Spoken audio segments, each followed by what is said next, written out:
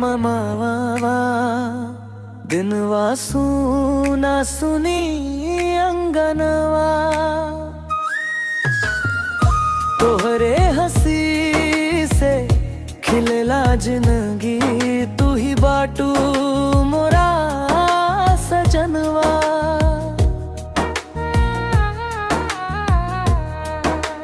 जब तू मुस्का के धीरे बोले दिलवा हमार धड़कन खोले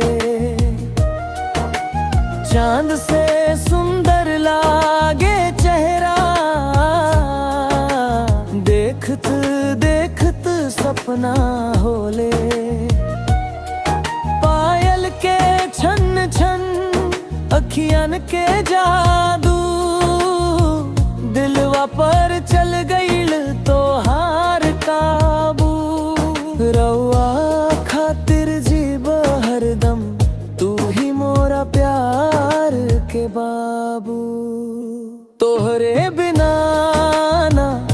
लागे मनवा दिनवा सुना सुनी अगनवा तोहरे हंसी से खिलेला जिंदगी तू ही बाटू मोरा सजनवा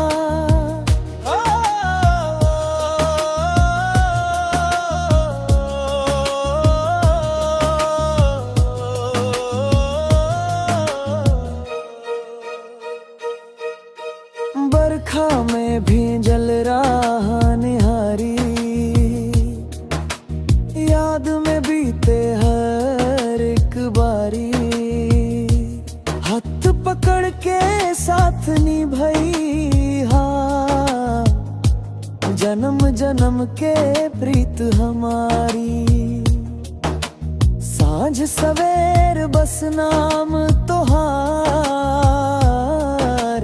दिलवा गावे प्यार के तारा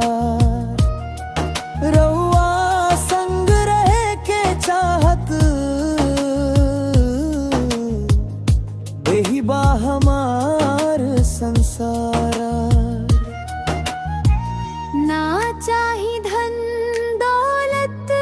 हमके बस तो हर साथ मिल जाव रउआ संग हंसत गावत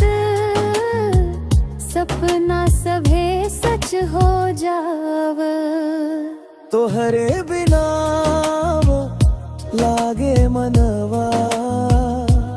दिनवा सुना सुनी अंगवा जन्म जन्म तक साथ निभाई तू ही बाटू